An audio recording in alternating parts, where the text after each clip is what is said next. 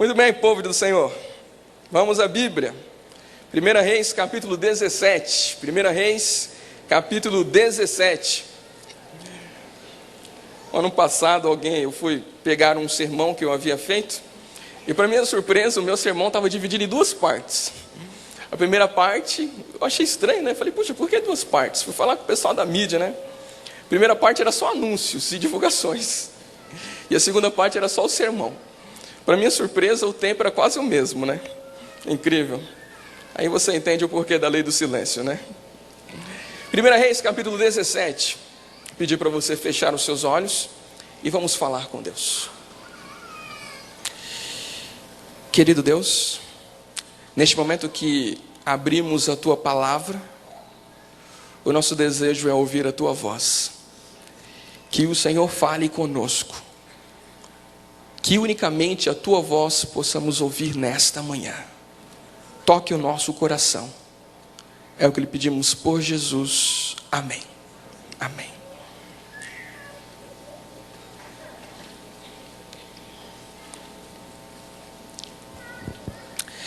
Primeira Reis 17, nós vamos ler a partir do versículo 1. Nós vamos estudar nesta manhã duas histórias, dois personagens, o mesmo final. 1 Reis capítulo 17, a primeira história vem do versículo 1 ao versículo 7. Acompanhe comigo, diz assim em minha Bíblia. Então Elias, o tesbita dos moradores de Gileade, disse a Acabe: tão certo como vive o Senhor, Deus de Israel, perante cuja face estou, nem orvalho nem chuva haverá nestes anos, segundo a minha palavra. Veio a palavra do Senhor dizendo: retira-te daqui e vai para o lado oriental e esconde-te junto à torrente de Queride, fronteira ao Jordão. Beberás da torrente e ordenei aos corvos que ali mesmo te sustentem. Pois e se fez segundo a palavra do Senhor. Retirou-se e habitou junto à torrente de Queride, fronteira ao Jordão. Os corvos lhe traziam pela manhã pão e carne, como também pão e carne ao anoitecer. E bebia da torrente, mas passado alguns dias a torrente secou, porque não chovia sobre a terra. Esta foi a primeira história. Segunda história, do versículo 8 até o versículo 16. Então lhe veio a palavra do Senhor dizendo: dispõe-te e vai a Sarepta, que pertence a Sidom, e demora-te ali, e ali onde ordenei a uma mulher viúva que te dê comida. Então ele se levantou e se foi a Sarepta, e chegando à porta da cidade, estava ali uma mulher viúva, apanhando lenha, e ele a chamou e lhe disse: traze-me, peço-te, uma vasilha de água para eu beber. Versículo 11. Indo ela buscá-la, ele a chamou e lhe disse: traze-me também um bocado de pão na tua mão. Porém ela respondeu: tão certo como vive o Senhor teu Deus, nada tenho cozido. Há somente um punhado de farinha numa panela e um pouco de azeite numa botija. E vês aqui, apanhei 2 cavacos e vou preparar estes restos de comida para mim e para meu filho. Comê-lo-emos e morreremos. Elias então lhe disse: não temas, vai e faze o que disseste, mas primeiro faze dele para mim. E faze um bolo pequeno e traze-me aqui fora. Depois então farás o mesmo para você e para o seu filho. Porque assim diz o Senhor Deus de Israel: a farinha da tua panela não se acabará, e o azeite da tua botija não faltará, até o dia em que o Senhor fizer chover sobre a terra. Foi ela e fez segundo a palavra de Elias. Assim comeram ele e ela e a sua casa muitos dias. Versículo 16. Da panela a farinha não se acabou, e da botija o azeite não faltou, segundo a palavra do Senhor por intermédio de Elias. Duas histórias interessantes. A primeira delas, Elias, ele era um profeta, um homem de Deus. Elias, vendo toda aquela idolatria do povo de Israel, ele vai diante do rei Acabe e diz: Acabe, Deus me disse que a partir deste momento não haverá mais chuva sobre a terra. Haverá um momento onde você e a sua família e toda a nação irá passar necessidades. Acabe não entende muito bem aquilo, e Elias então anuncia de que nos próximos anos não haveria chuva. O tempo passou, Elias ele foge de Acabe, porque Acabe percebeu de que a seca estava vindo, e Elias então ele vai para um ribeiro que ficava próximo ao Jordão, e ali Deus, cuidando de seu servo, o profeta, Deus então manda corvos para que levassem alimento para este homem todos os dias, e ele podia beber ali da água que vinha do ribeiro. E os dias foram se passando, a seca foi aumentando, e Elias começou a sentir o resultado de sua profecia. Ele havia anunciado de que a seca viria, e agora Elias estava sofrendo por causa da seca. O tempo foi passando, a água foi secando e a comida foi se acabando. Chegou o momento que o ribeiro secou por completo. Eu penso que Elias deve ter olhado para o Senhor e ter perguntado: e agora? Eu fiz uma profecia de que haveria uma seca, mas eu não pensei de que eu seria um resultado, ou que eu iria sofrer também as consequências desta seca. E Elias fica um pouco temeroso e preocupado. Deus entra em ação e diz: Elias, fique tranquilo, eu vou cuidar de você. Há uma viúva que mora lá em Sarepta, na região de Sidom. Eu quero que você caminhe até lá, e chegando lá terá uma viúva que irá te alimentar, ela vai te sustentar. De onde Elias estava até Sarepta, eram cerca de 140 quilômetros a pé. Elias atravessa uma região montanhosa. Alguns dias depois, ele chega na região da Fenícia, uma região completamente pagã. Na Fenícia haviam duas grandes cidades, Tiro e Sidom. Entre elas havia um pequeno vilarejo, Sarepta, um vilarejo bem pequeno. E quando Elias chega daquela daquela viagem, Elias ele está completamente cansado, ele está exausto, ele está faminto.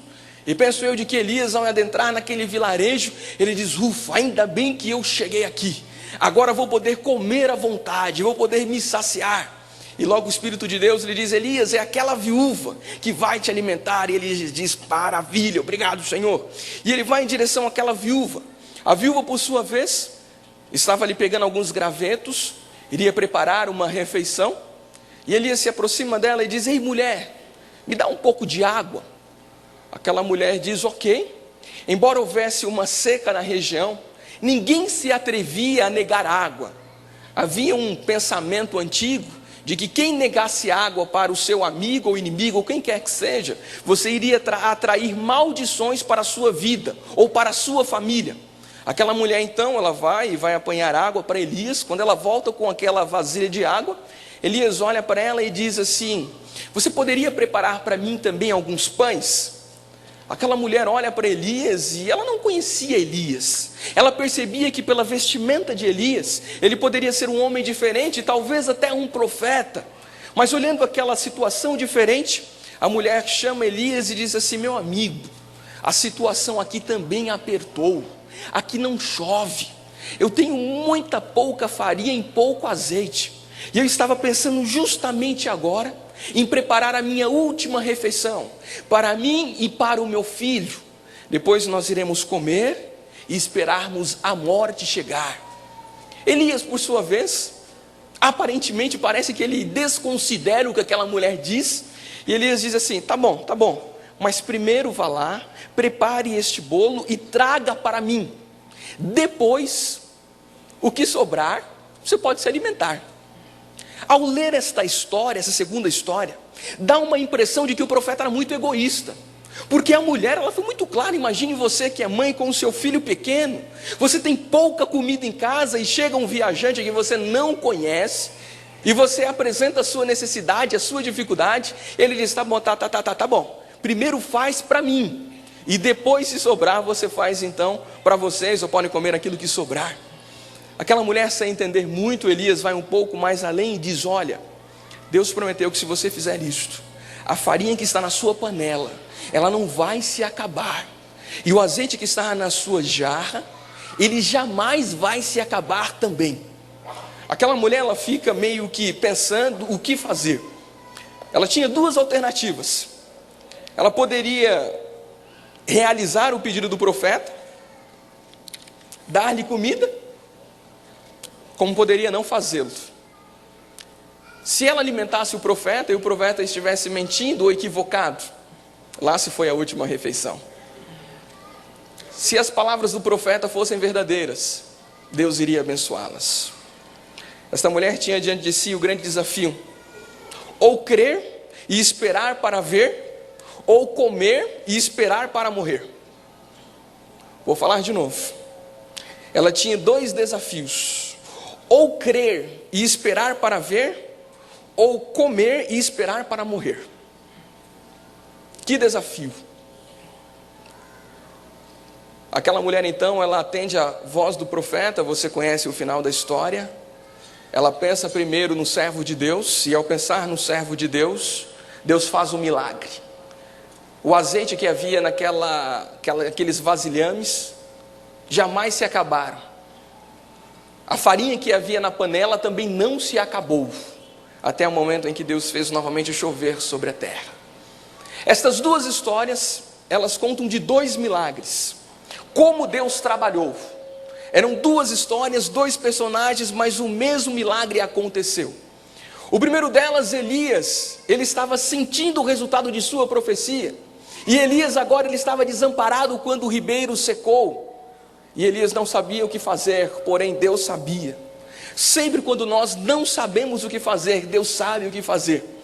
E essa história nos traz várias lições. A primeira delas: todos nós temos problemas. Não há ninguém aqui que possa levantar a mão, sendo um pastor, sendo um líder de igreja, ou sendo membro. Todos nós temos problemas. E todos os nossos problemas nos angustiam, nos deixam preocupados. O profeta estava preocupado, afinal de contas, ele precisava comer. A segunda lição que essa história nos ensina: Deus é capaz de resolver dois problemas de uma única vez. Sabe aquele ditado? E com uma cajadada você pode matar dois coelhos? Na visão divina isso pode acontecer.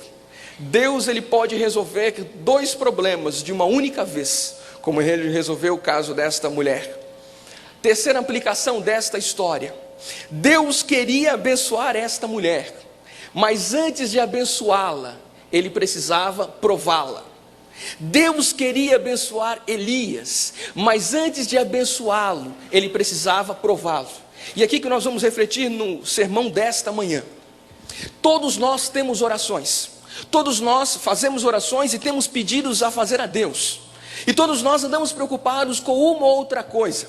E Deus ele promete atender os nossos pedidos. Mas aqui entra um detalhe interessante. Sempre antes de Deus nos abençoar, vou dizer de novo, sempre antes da bênção, há uma provação. E se você não vencer esta provação, você não irá receber a bênção de Deus. Vou tentar colocar isto em outras histórias da Bíblia. Olha um exemplo. Deus havia escolhido Moisés para libertar o povo do Egito. O povo sai de lá, caminha durante um dia, mais de 2 milhões de pessoas, caminha durante a noite. No dia pela manhã o povo se depara com o mar. O mar estava fechado. O povo disse: pronto, nós vamos morrer. O mar vermelho era extenso e dava medo para qualquer um. Deus disse para Moisés: Moisés, fale para o povo marchar, fale para o povo não parar. E o povo está marchando. Chegou no momento em que o povo parou e falou: Moisés, e agora? E Moisés disse: olha, Deus me falou para vocês entrarem na água. Mas Moisés, por quê? Deus falou, o povo pisou. No momento em que o povo pisou na água, um milagre aconteceu. O mar se abriu. Eu fico pensando, por que Deus não facilitou as coisas? Nós seres humanos adoramos facilitações. Gostamos de coisas um pouco mais simples. E aqui vai a nossa diferença para com Deus. Porque o nosso Deus não gosta de simplificar as coisas. Não gosta não. Deus ele não gosta de simplificar as coisas. Seria muito mais fácil quando o povo saiu do Egito e o povo então estivesse avistando o mar vermelho. O mar já poderia estar aberto. Ninguém iria duvidar de Deus. Seria muito mais fácil. Porque aquela foi a primeira prova. Naquele momento muita gente desistiu. Naquele momento muita gente procrastinou e se revoltou contra Deus. O porquê que Deus já não abriu o mar enquanto o povo caminhava?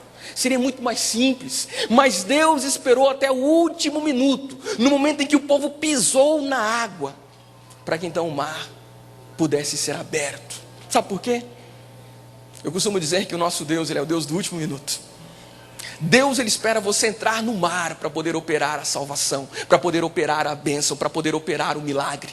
Deus ele espera você molhar os seus pés para ele poder entrar em ação. Deus poderia simplificar, mas ele não trabalha assim. Uma outra história da Bíblia: aqueles 3 jovens, Sadraque, Mesaque e Abednego. No episódio da fornalha, Daniel não está. Eu fico pensando, Nabucodonosor disse para aqueles jovens: se vocês não adorarem a estátua, vocês serão jogados na fornalha de fogo. Deus já sabia que iria fazer um milagre. Por que Deus esperou até o último minuto? Eles tiveram que ser jogados dentro da fornalha para Deus entrar em ação. Por que Deus não os livrou muito antes? Porque Deus sempre espera o último minuto. Por que Deus trabalha assim? Eu não sei. O que eu sei é que sempre antes de nos abençoar, Deus sempre vai nos provar.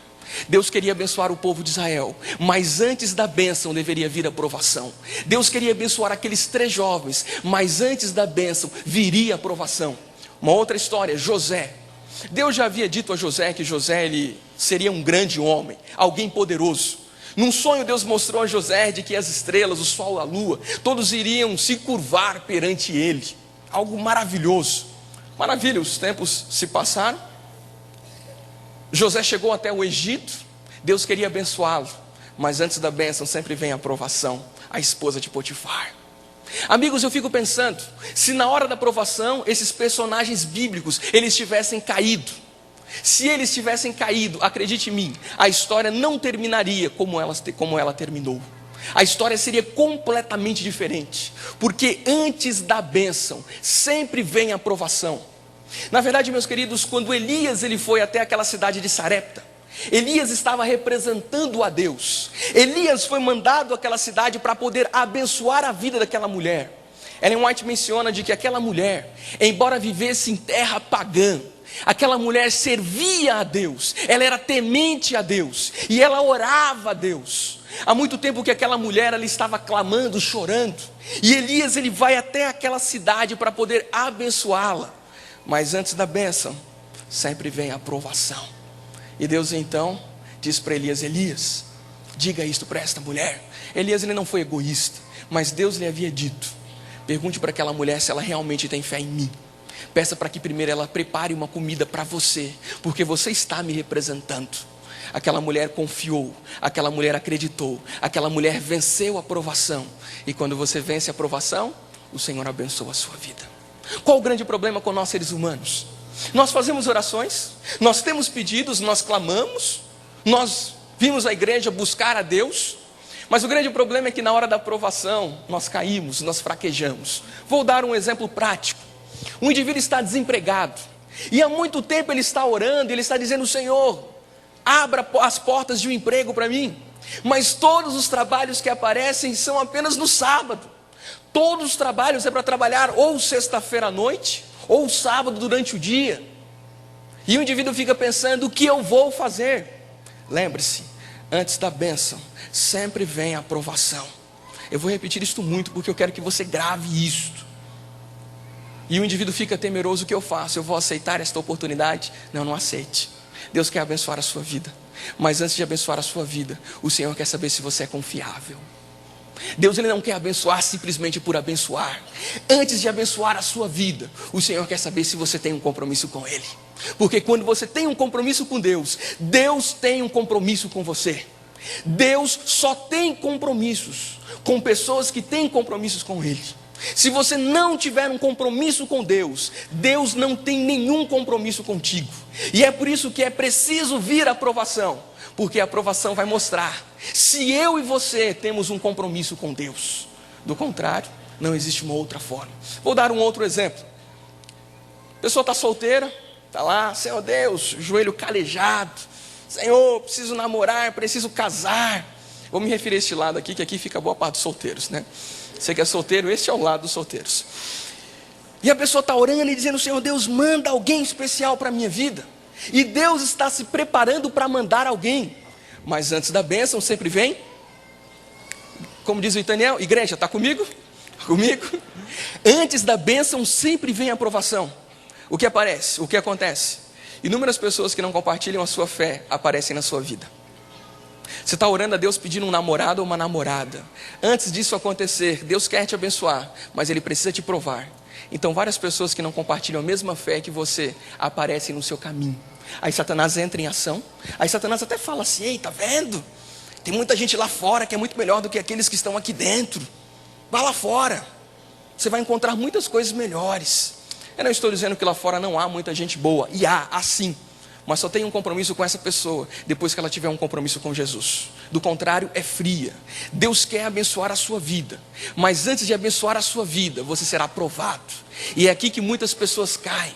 Algumas pessoas estão dispostas até serem batizadas, e elas querem ser batizadas, elas já aceitaram tudo o que a Bíblia diz, mas elas dizem: pastor, eu preciso parar de trabalhar aos sábados. Aí vem o momento da provação, e é neste momento que você mostra se você confia ou não em Deus. É neste momento que você mostra se a sua fé está alicerçada ou não. Deus quer abençoar a sua vida, mas antes da bênção, você será provado, porque Deus quer saber até em que momento a sua fidelidade é real, até que momento o seu compromisso é verdadeiro. Deus promete lhe abençoar, mas você precisa ser fiel. Algumas pessoas, no momento de dizimar e de ofertar, elas dizem: pastor, mas se eu dizimar neste mês, eu não vou ter dinheiro para poder pagar as outras contas, eu não vou conseguir equilibrar-me financeiramente. O que eu faço? Fidelidade, compromisso com Deus, porque quando você tem um compromisso com Deus, Deus tem um compromisso com você. O mundo em que nós vivemos, todo mundo quer bênção, todo mundo quer que Deus faça alguma coisa, mas poucas pessoas querem um compromisso com Deus. Deus não quer simplesmente abençoar a sua vida, Deus quer ter um compromisso contigo. A bênção é resultado disto. Quando você tem um compromisso significativo com Jesus, quando você tem um compromisso verdadeiro com Jesus, Deus abençoa a sua vida. A bênção é resultado de um compromisso. Amigos, eu tenho certeza de que você tem inúmeros pedidos a Deus, e Deus, Ele quer realizar esses pedidos, mas o Senhor Deus, nesta manhã, Ele quer dizer para você: você é especial para mim. Aguente as provações, suporte as provações, e eu tenho certeza de que você em breve verá as bênçãos do Senhor. Amigos, não faz muitos dias,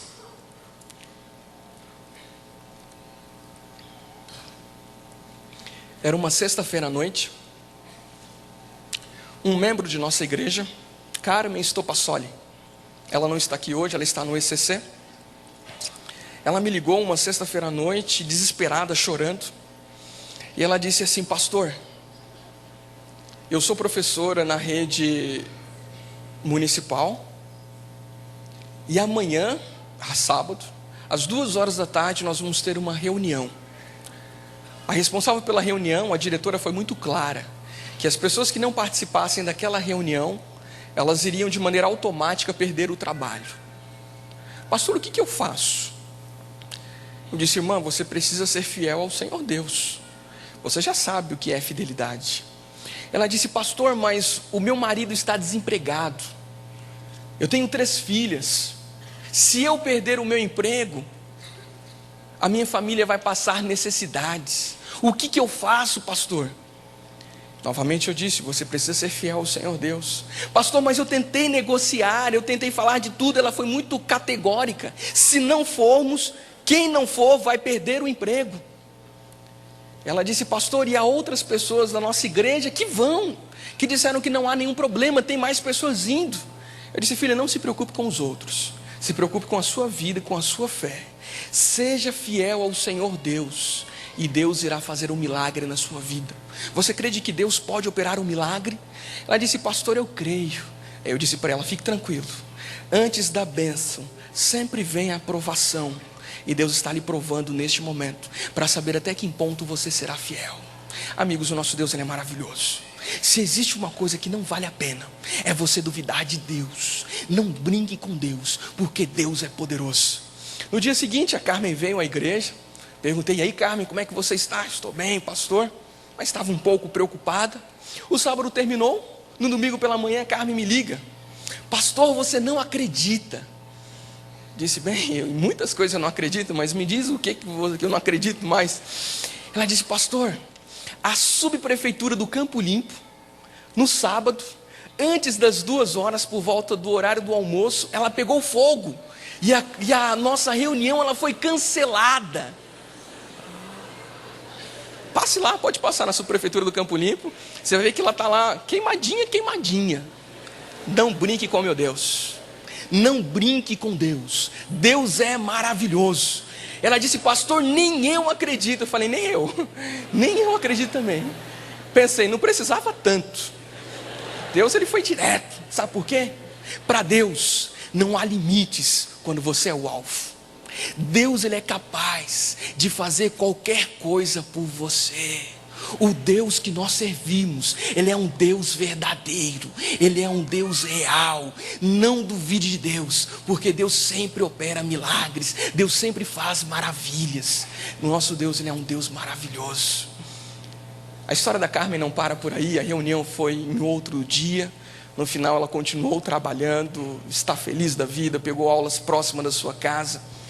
E todos nós ficamos felizes com isso, porque Deus novamente, ele mostrou o seu poder. Amigos, será que nesta manhã eu estou falando para alguém que tem duvidado de Deus? Será que nesta manhã eu estou falando a alguém que está orando a Deus há muito tempo, pedindo uma bênção, e Deus ainda não atendeu a sua oração? Amigos, todas as preces que você faz a Deus, Deus tem ouvido, e Deus está ansioso para poder realizá-las. Mas antes de abençoar a sua vida, o Senhor vai lhe provar. Antes de abençoar a sua vida, o Senhor quer saber se você tem um compromisso com Ele. Porque se você tiver um compromisso com Deus, não duvide, Deus tem um compromisso com você.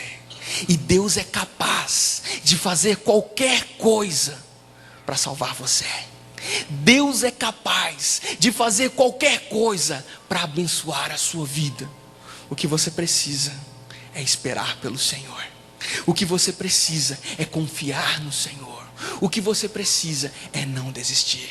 Deus está ao seu lado e Deus quer fazer grandes coisas. Mas espere pelo Senhor. Não duvide em nenhum momento. Se aquela viúva, ela tivesse duvidado da palavra do profeta, lá se foi uma grande oportunidade de ver as bênçãos de Deus. Lá se foi uma grande oportunidade de ver as maravilhas de Deus.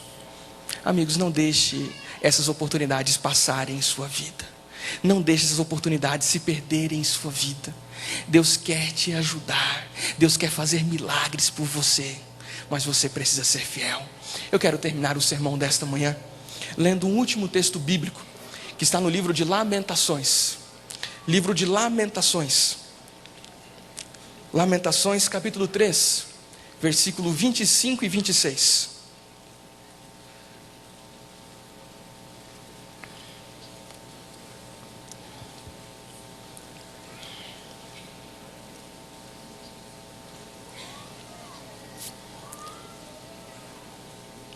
Lamentações 3, 25 e 26. Lamentações 3, 25 e 26. Diz assim: bom é o Senhor para os que esperam por Ele e para a alma que o busca. Bom é aguardar a salvação do Senhor, e isso em silêncio. Você entendeu este texto? Bom é o Senhor para os que esperam por Ele, para a alma que o busca. Bom é aguardar a salvação do Senhor, e isso em silêncio. Enquanto nós vivermos nesta terra, nós sempre seremos provados. Não haverá nenhum momento da sua vida que você não será provado.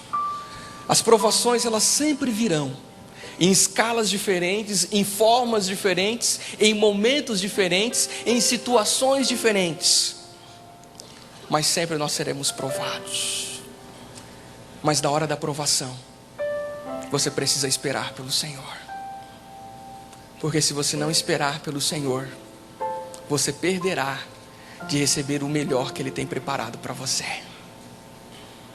Deus, quando olha dos céus para você, Ele vê em você o melhor. Deus, Ele sonha para você nesta terra uma vida boa, uma vida feliz. Não uma vida onde Ele vai realizar tudo aquilo que você quer, mas uma vida onde você viverá de maneira digna, de maneira tranquila, de maneira feliz. O maior prazer de Cristo Jesus é nos ver sorrindo. Você não tem ideia o quanto Deus sofre e o quanto Deus chora quando nos vê sofrendo e quando nos vê chorando. O Deus que nós servimos, Ele é um Deus pessoal. Ele é um Deus verdadeiro. Eu fico imaginando que em alguns momentos Deus ele se aproxima de nós seres humanos. Ele sabe que é preciso passar por aquela provação, porque se eu não passar por aquela provação eu não vou crescer. E nós estamos chorando, estamos clamando. Deus tem poder para poder abrir o mar, para poder fazer aquele azeite não se secar, nem a farinha, para fazer qualquer milagre. Mas Deus ele se segura, Ele se contém, Ele se segura para não nos abençoar, porque Ele sabe que depois da provação você será uma pessoa diferente. Para Deus é mais difícil do que para nós seres humanos. Acredite em mim. Para Deus é muito mais difícil nos ver sofrendo ou passando por provações do que para nós mesmos. Momentos como estes, Ele fica ao nosso lado, dizendo: aguenta um pouco mais, só mais um pouquinho. Eu não me esqueci de você. Eu não me esqueci de você. E sabe o que você? Porque nas mãos de Deus, não há marcas como a nossa. Nas mãos de Deus há nomes.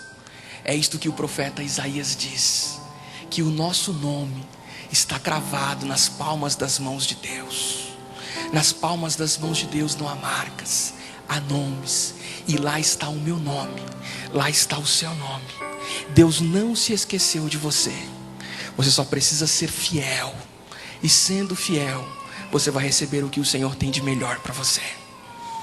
Que Deus te abençoe. Que Deus te ilumine. Que a cada dia a sua vida ela esteja renovada pelo poder do Espírito Santo. Que Deus os abençoe e nos dê um ótimo sábado. Amém. Amém.